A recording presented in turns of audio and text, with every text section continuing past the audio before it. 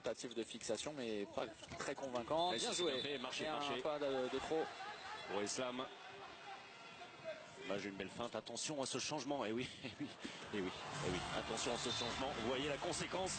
Un 2 contre 1 en fin de montée de balle côté norvégien. Car les Égyptiens n'avaient pas tardé à effectuer ce changement. Mais il est justement de ce côté-là. Oui. 14h34. Le bras est levé. Et ça c'est bien fait, Ramadan. Ramadan s'est bien joué. Là aussi, en première partie de rencontre, sur la première sortie des Égyptiens, François-Xavier, vous vous souvenez, face au Danemark, ça avait plutôt bien fonctionné cette relation base arrière pivot avec le mouvement, la course en diagonale à l'opposé d'Alizen, une fixation et minute 10. Et Ratoum, ce n'était pas Ramadan, mais Nevar qui a été bien servi à 6 mètres. Très bon hein, ce Yondal. On parle beaucoup de Bjørnsen, c'est le meilleur buteur norvégien sur cette Golden League. Mais du côté de Yondal, c'est plus que solide, très efficace, pas forcément spectaculaire. Les ailiers, attention, Sagosen qui s'est un petit peu oublié sur le changement. Et que vous voyez derrière Bjarte Murol, souvent perdu devant couvrir. Regardez. Alors c'est Tønnesen qui en profite, mais on va revoir l'action, hein, Thomas, certainement, avec un Bjarte Murol absolu. Voisin danois, mais également contre la France. Bien joué ce décalage, superbe. Vraiment c'est du tableau noir. On va insister dans un premier temps et puis lâcher le ballon dans un tempo parfait avec des courses renversées. C'est quand même parfois une œuvre d'art hein, dans le jeu placé. Les transmissions du ballon, c'est allé très vite hein, sur l'engagement rapide. Et Islam qui a trouvé la solution pour amener l'Égypte à un tout petit but de la Norvège. Attention, la faute sur Sagosen. Oui, mais encore une fois, ça tombe bien qu'on parle de la Norvège. On va faire un rapprochement avec les filles. La Norvège joue très très bien au handball, comme la Suède, comme le Danemark, on est d'accord. C'est ancré comme ça dans toutes les catégories jeunes. Place à la qualité de passe, de transmission, de mouvement sans ballon. Mais sortie, casser les transmissions. Et cette séquence défensive en était presque une illustration parce que sur le duel et sur la vitesse, Sander Sagosen hors secteur. Et finalement dépassé par Sander Sagosen et ce sera 2 minutes. Hein. Côté. Il n'y a pas énormément de mouvement, mais il y a contact.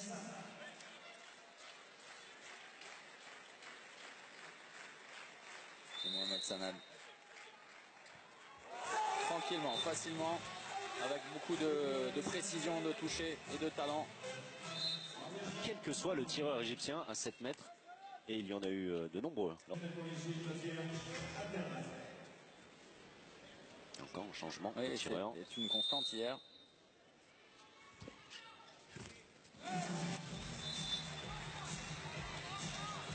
Bouel Feta. Abdel Razek. Et encore une fois, hein, un tir à effet du SG Flensburg en vite. Islam, la montée de balle, bien joué. Une belle photo Abdel Razek qui a servi. Ramadan, bien joué. Et ça c'est très bien fait, hein, cette montée de balle.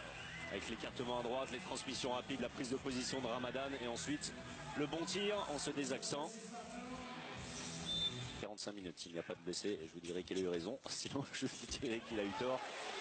C'est également donner les derniers signes de confiance, montrer clairement, alors clairement, il faudra compter sur tout le monde hein, lors d'un euro, et ce n'est pas seulement... Il peut être un vrai guerrier sur le terrain, et qui parfois fait œuvre de toutes les malices, mais qui en dehors est une personne vraiment... Ahmed El Tayyar sur la première tentative de Sagosen. Il est encore une nouvelle fois sur la trajectoire, mais battu par Christian Bjørnsen.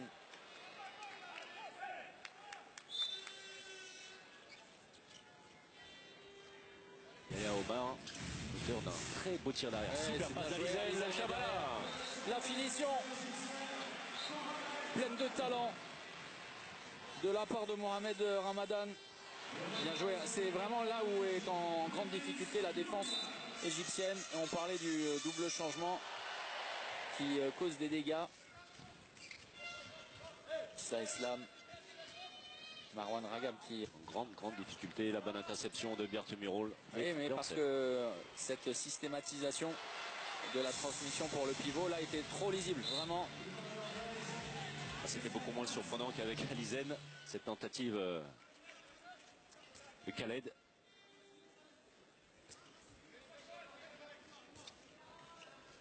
grande difficulté. La bonne interception de Bjarte Murol. Oui, mais parce que cette systématisation de la transmission pour le pivot là était trop lisible, vraiment. C'était beaucoup moins surprenant qu'avec Alizen, cette tentative de Khaled.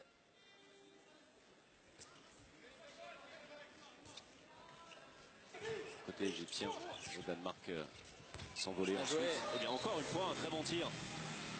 Et avec un tir préférentiel croisé là-dessus. Et bon retour, c'est lui une nouvelle fois. Hein.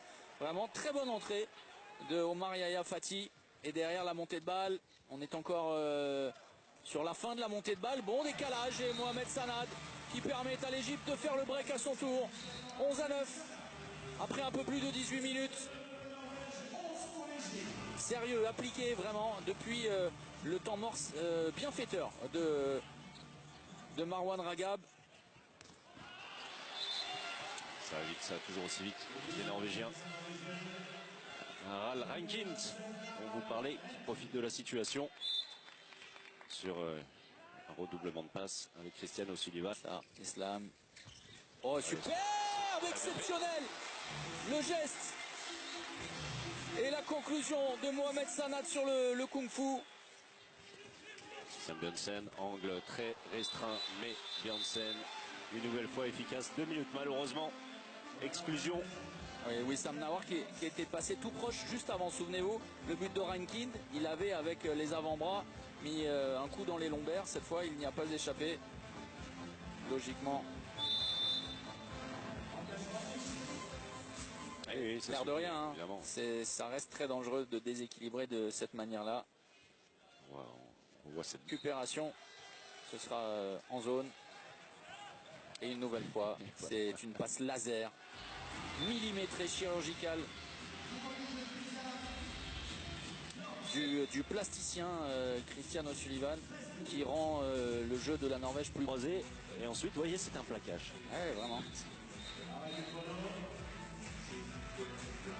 Le changement, on vous en parlait, de Christensen, brillant hier, une nouvelle fois face au Danemark, dans l'ombre de Bergerud, la grande révélation, l'une des grandes révélations des derniers mondiaux, ici même en France. Et Christensen est en train de devenir plus qu'un numéro 2, un bis, dans un style un peu différent. Oui, bien joué. La bonne lecture, il ne s'est pas fait prendre par la fixation. Et ça aussi, hein, ce n'est pas anodin dans la vrai manque d'animation collective dans ce dispositif. Et à chaque fois, sur une dernière passe, eh bien, les Norvégiens trouvent des solutions. Bjørnsen. Là aussi capable de finesse. C'est à nouveau la Norvège qui est en tête avec 2 buts d'avance. Et on retour de Tønnesen. Regardez. Et Sander Sagosen qui trouve une solution. Un peu moins de taille, qui n'est pas sans ressembler au Toulousain, Frédéric Peterson. Ouais. On a appris qu'il quittera le Phoenix. Ouais, il va bien falloir remplacer Peterson effectivement à Toulouse. C'est des hésitations. Forcette. Oui, un petit peu. Voilà. Au moins, les Égyptiens auront eu le mérite d'être patients sur cette action. Dire ça comme ça. Ouais, à la limite du passage en force à Lizaïn avec la bonne défense de Sander Sagosen. Il n'y a qu'un Mohamed Ali. Celui-là commet l'erreur de reculer. Alors même s'il a le ballon, in fine, il est largement dans la zone. Il agit sur le bras tireur de Tønnesen qui avait fait l'effort de prendre l'intervalle externe. On retrouve Bjørnsen.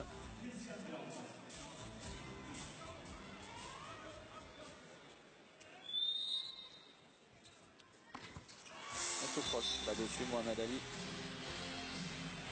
D'entrée avec Jakobsen à gauche, Murol à droite, O'Sullivan à la main. Regardez, hein, c'est simple. C'est simple, on va amener une partie de la défense sur une fixation avec un simple mouvement, une passe de renversement. D'entrée avec Jakobsen à gauche, Murol à droite, O'Sullivan à la main. Regardez, hein, c'est simple. C'est simple, on va amener une partie de la défense sur une fixation avec un simple mouvement, une passe de renversement. Il n'avait battu que lorsque Vincent était sur le banc. Oh, la puissance! Remarquez, un de vos homonymes de prénom a marqué, lui, sans tirer. Et comme quoi, c'est possible.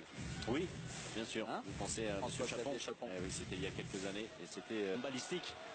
Oh là, ça c'est n'importe quoi la part d'Aral Rankin qui dispose de tout son temps pour contrôler le ballon et qui rend c'est extra balle hein, pour les Égyptiens, offerte par cet homme Aral Rankin qu'on voit pas en confiance. Regardez, il a tout son temps, il saute au-dessus de la zone, rend le ballon et Eslam en profite pour tromper ensuite Bergerud de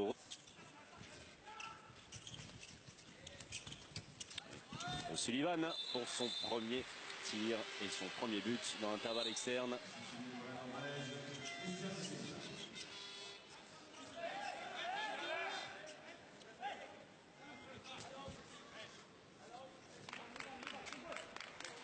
Le service au pivot systématisé. Rankin sur la fin de montée. Pas tout seul. Il a gagné le duel. Manque de précision derrière la récupération. Une deuxième opportunité. Convertie. Et encore une fois, c'est un tir automatique hein, comme on dit, d'Aral Rankin. Un mouvement dans le même rythme. Ouais, la bonne anticipation d'Yandal, l'interception. Là aussi hein, sur une lecture facile. La mauvaise passe d'Abdelrazek. Trop à plat, sans changement. Regardez, c'est une passe automatique. Malheureusement. Et Yandal avec tout son métier, sa vista. Oui, Abdelrazek un peu ramassé. Vous accordez souvent de l'importance au pas. Oui. Voilà. Oui. C'est vrai que ça n'est pas le joueur le plus esthétique. Il ne possède pas le pied d'Emeric Min. On est d'accord. On salue au passage. Qui avait été retenu. Attention à Lizen, justement, son coéquipier côté du PAUC. Est retenu dans les candidats au titre de meilleur joueur de décembre. Mais Valentin Porte a encore emporté la mise. Deuxième fois consécutive. La faute offensive, encore un passage en zone. Ramadan, la contre-attaque pour Yandal qui va servir de l'autre côté. Exceptionnel, c'est difficile. Ah, l'appui zone, dommage. Oh. C'était très bien joué entre les flèches norvégiennes.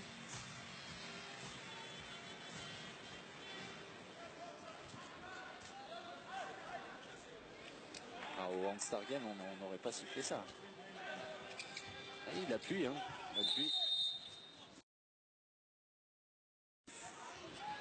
On devait répéter ce matin. On n'a pas trop répété, comment vous dire. Voilà, place à la spontanéité. Ouais. Ah ouais, c'est ça, ça va être. Je compte beaucoup sur Bertrand Gilles pour m'épauler. Le but cette fois de Bjarne Muro, une nouvelle fois facilement trouvé dans la défense égyptienne, amputé d'un élément, vous le savez. Il y a beaucoup de qualité de bras chez ce garçon. Il l'a montré à 2 reprises avec 2 buts dans le jeu en première période. Cette fois, c'est 5. Être servi, Christian Bjørnsen. L'oubli de la défense égyptienne avec l'entrée à l'opposé de Yandal et facilement Sander Sagosen vient envoyer une flèche parfaitement décochée. Contré hein, par El Masri d'Arena. Alors on est certain que pour le dernier match de l'équipe de France de préparation face aux champions olympiques, l'accord Hôtel Arena va prendre feu. Et bon retour de Zen sur la tentative de tir du milieu de terrain de Tenessen. Vous n'avez pas de gardien. Vous voulez que je vous dise un truc? L'accord Hôtel Arena va s'embraser quoi qu'il arrive. Et c'est vous qui allez mettre... Non, pas du tout. Ah non, avec une surprise et une grande première en France à l'issue de la cérémonie des 5 légendes.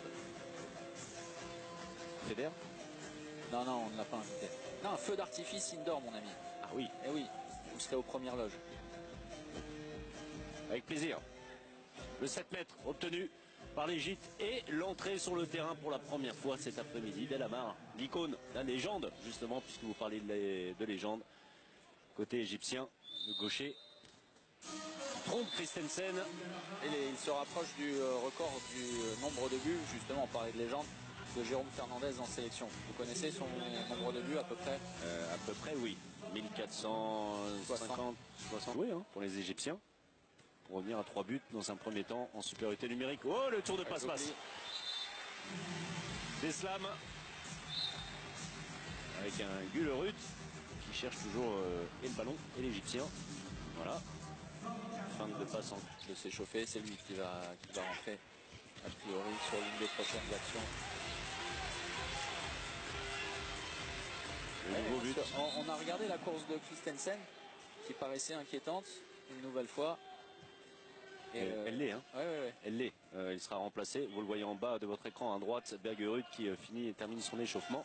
Stenberger qui allait le voir pour lui expliquer la raison pour laquelle il doit faire son retour sur le terrain. Et Slam une nouvelle fois. Alors les largesses défensives norvégiennes sont beaucoup plus criantes. Depuis les changements. Hein. C'est ça. Inquiétude hein, là aussi. Hein. Allez, un coup. Allez, pas de gardien. C'est bien vu. L'Égypte fait son retour. Alors qu'on l'a pensé avoir définitivement rendu les armes.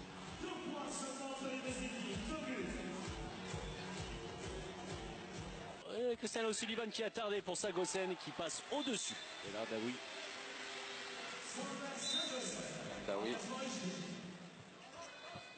Alors évidemment, on pense tout de suite au tendon d'Achille.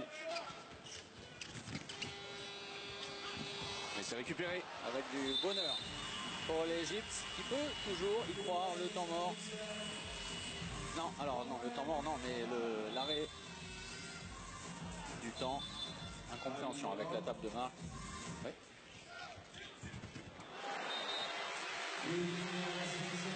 Le but de Gulrud. Et Lamar d'intervalle externe qui trouve la solution. Petit ballon entre les jambes de Bergerud. Oui, les Égyptiens ont pu avoir l'espoir hein, à -3 de revenir et pourquoi pas d'accrocher la Norvège, mais c'était trop brouillon, clairement en attaque avec des vrais manquements aux fondamentaux. Ali Zayn, durant tout ce week-end, a été plutôt bon. François-Xavier, l'une des satisfactions. Dans la continuité du tournoi disputé par l'Égypte en fin d'année 2017, juste avant de se rendre ici en France. Attaque et Sagosen de retour. Gourmand, et là il va se faire punir Ndaoui. Et ben voilà, tranquille, le jeu sans ballon avec Bertumurol qui passe dans le dos d'Eslam. La dernière minute de manière anecdotique. Je chauffe ma voix. Allez-y, allez-y, je vous en prie. Soyez bon. Avec l'un des meilleurs pivots de l'histoire du handball. Le meilleur gardien de tous les temps.